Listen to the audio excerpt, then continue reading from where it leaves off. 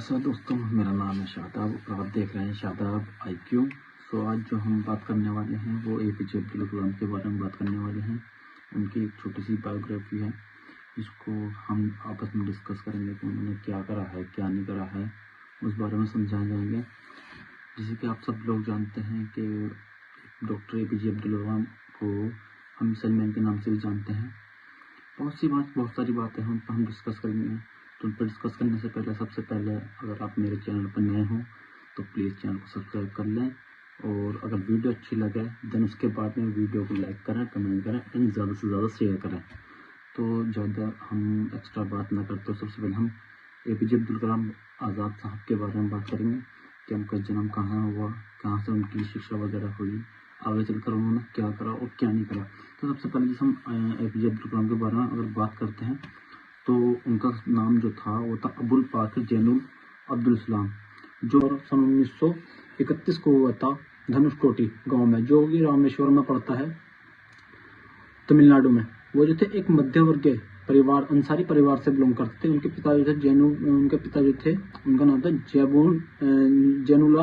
जैनुलाब्दीन। वो अधिक पढ़े लिखे नहीं थे, बट उनका जो काम था वो उनके पास नावें वगैरह थी जो वो किराए पर देते थे, जिनसे उनके घर का जो है काम चलता था, जो उनका पालन पोषण वगैरह होता था वो उससे ही करते थे। तो डॉक्टर APJ अब्दुल कलाम साहब को जो है हम मिसाइल मैन के नाम से और जनता का राष्ट्रपति के नाम से भी जानते हैं। तो सीधी बात यह है कि हमारे जो डॉक्टर APJ अब्दुल कलाम साहब जो थे वो भारत के 11वें राष्ट्रपति थे। उन्होंने 25 जुलाई सन 2002 से लेकर के 25 जुलाई सन 2007 तक हमें भारत सरकार को अपनी सेवाएं दी। और उस टाइम के जो प्रधानमंत्री रहे हैं अटल बिहारी वाजपेयी जी और मनमोहन सिंह जी, और उपराष्ट्रपति कृष्णकांत जी और भैरव सिंह शेखावत जी। तो उनके जो परिवार था वो एक संयुक्त परिवार था। सब परिवार में 5 बहनें थी और 5 ही बहनें थी उनके। उनके तीन परिवार रहते थे उनके साथ में, जो उनके चाचा ताऊ वगैरह जो रहते थे, 3 परिवार थे।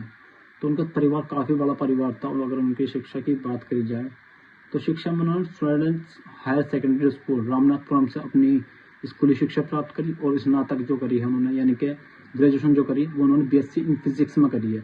वो करी थी saint Joseph college through Challapalli से करी है, 1954 में करी है। उसके बाद वो इंजीनियरिंग के लिए मद्रास इंस्टीट्यूट ऑफ टेक्नोलॉजी से MIT चेन्नई से 1960 में करी, और MIT से एयरोनॉटिकल इंजीनियरिंग की पढ़ाई पूरी करने के बाद वो DRDO और ISRO में शामिल हो गए, जिससे भारत के मिसाइल और अंतरिक्ष कार्यक्रम में उनका महत्वपूर्ण योगदान रहा।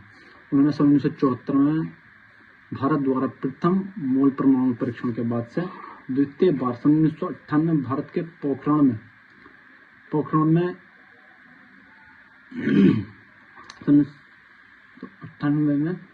में द्वितीय परमाणु परीक्षण में एक निर्णायक तकनीकी और राजनीतिक भूमिका निभाई।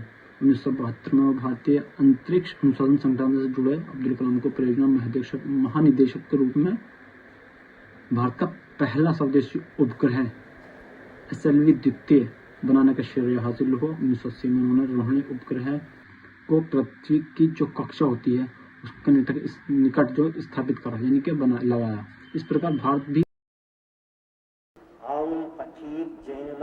Abdul Kalam Do swear in the name of God swear in the name of God that I will faithfully execute the office of the President of India that I will faithfully execute the office of the President of India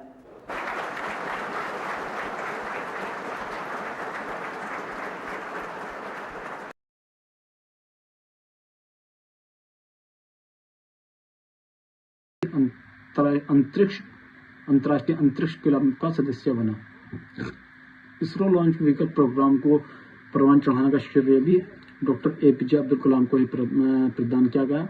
कलाम साहब ने स्वदेशी लक्ष्य भेदी नियंत्रक जो होता है guided missile को डिजाइन किया। उन्होंने अग्नि व पृथ्वी जैसी जो मिसाइलें थी उनको स्वदेशी, यानी कि भारत के द्वारा ही कह सकते हैं तकनीक से बनाया। कलाम साहब जो है जुलाई 1992 से दिसंबर 1999 तक रक्षा मंत्री के विज्ञान सलाहकार, सुरक्षा शोध और विकास विभाग के सचिव रहे। अगर बात करें राष्ट्रपति बनने की, तो उस टाइम भारतीय जनता पार्टी सत्ता में थी और भारतीय जनता पार्टी तथा विपक्ष भारतीय राष्ट्रीय कांग्रेस की दोनों की सहमति से सन 2002 दोनों राष्ट्रपति चुने गए। भारत के विकास को सन 2020 तक विज्ञान के क्षेत्र में बहुत ही आगे तक ले गए। ये भारत सरकार के मुख्य वैज्ञानिक सलाहकार भी रहे। जुलाई 1992 में भारतीय रक्षा मंत्रालय में वैज्ञानिक सलाहकार नियुक्ति हुई। उनकी देख रेख में भारत ने सन 1998 में, जो मैंने पहले ही बता चुका हूँ, परमाणु परीक्षण सफलतापूर्वक किया और भारत जो है परमाणु शक्ति से संपन्न राष्ट्र की सूची में शामिल हुआ। कलाम साहब ने अपने विचारों को किताबों में लिखा और उनकी जो किताब थी वो बहुत ही महत्वपूर्ण किताब है। आप भी अगर चाहो तो उनको पढ़ना। उन्होंने अपने बारे में भी, देश के बारे में उन्होंने बहुत अच्छी भी सोच विचार करके लिखा है, बहुत अच्छा लिखा है। उसमें जो किताबें थी वो थी इंडिया 2020, एक vision for the new millennium, और एक थी माई जर्नी जो उन्होंने लिखी है।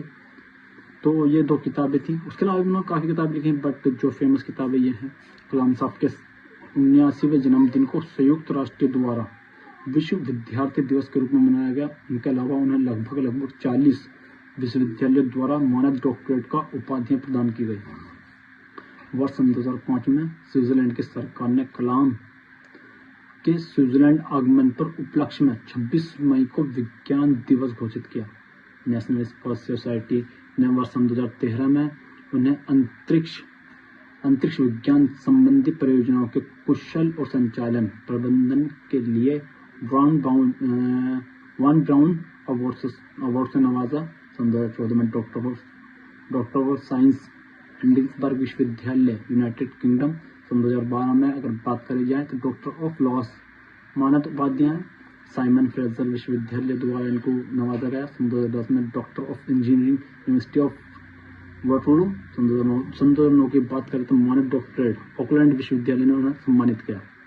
और सन 2009 में ही होवर मेडल AMSE फाउंडेशन संयुक्त राज्य अमेरिका का एक अवार्ड है वो मिला। सन 2009 में ही है one of engineering non young technology विश्वविद्यालय द्वारा सिंगापुर नवाजा गया। और सन 2008 में ही डॉक्टर ऑफ साइंस अलीगढ़ मुस्लिम विश्वविद्यालय द्वारा इनको दिया गया। सन 2007 में doctor of science and technology की मानद उपाधि कॉर्नेल मेलन विश्वविद्यालय द्वारा दिया गया। सन 2007 में अगर बात करें तो Kings Chalukya medal royal society United kingdom. और सन 2007 में डॉक्टर ऑफ साइंस की मानद उपाधि वुल्वरहैम्पटन विश्वविद्यालय यूनाइटेड किंगडम। और बात करें 2002 की तो रामानुज पुरस्कार प्रवास शोध संस्थान चेन्नई।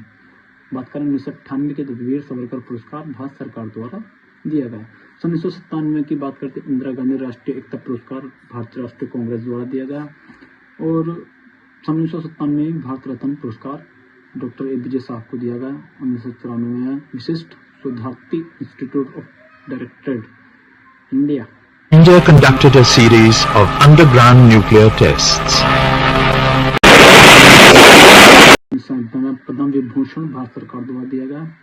और बात करें 1981 के तो पद्म भूषण भारत सरकार द्वारा दिया गया। और बात आती है इनकी तो इन्होंने राष्ट्रपति रहते हुए भी और न रहते हुए भी भारत सरकार को इतना कुछ दे दिया है कि जब तक ये दुनिया खत्म हो जाएगी बट APJ साहब को इंडिया से बाहर भी कोई नहीं भूल पाएगा। डॉक्टर APJ अब्दुल कलाम आज़ाद साहब ने कभी शादी नहीं करी, सिर्फ उन्होंने अपना जीवन शिक्षा पर दे दिया, विज्ञान पर दे दिया और भारत सरकार को दे दिया। उन्होंने भारत सरकार में 5 साल जो है राष्ट्रपति पद पर रहते हुए इतनी सादगी से काम किया कि आज उन पर एक भी दाग कोई नहीं लगा सकता कि उन्होंने कुछ भी गलत करा। डॉक्टर APJ अब्दुल कलाम साहब जो थे बच्चों की नज़रों में बहुत ही अच्छे और बहुत ही स्वाभाविक रूप के इंसान थे और उनकी नज़रों में बच्चे भी बहुत ही स्वाभाविक थे। तो बात करें इनकी मृत्यु की तो डॉक्टर APJ अब्दुल कलाम साहब जो थे इनकी मृत्यु 27 जुलाई 2015 को एक शिलोंग मेघालय में स्पीच दे रहे थे। उस टाइम में हार्ट अटैक आया और हार्ट अटैक में ही ये पीछे गिर गए। तो जब इनको ले जाया गया तो हॉस्पिटल में इनकी मृत्यु हो गई। मृत्यु के पश्चात यानी कि मृत्यु से पहले इन्होंने बताया था कैसे ये शिलोंग में जा रहे हैं जहाँ पर ये एक कॉलेज में स्पीच देंगे। स्पीच देते टाइम ही ये इनको जो है हार्ट अटैक आया और ये गिर गए। इसके बाद उनको हॉस्पिटल ले जाया गया जहाँ इनकी मृत्यु हो गई। उसके इनकी मृत्यु के बाद ये समझ लो कि पूरे भारत देश में एक शोक का सा सागर आ गया वो, क्योंकि ये इतने दिलों पर राज करते थे, बहुत ज़्यादा दिलों पर राज करते थे। तो डॉक्टर APJ अब्दुल कलाम साहब की जो कुछ पंक्तियाँ थी, उन्होंने कहा था कि सपने वो नहीं जो आप सोते हुए देखें, सपने वो हैं जो आपको सोने ही न दें।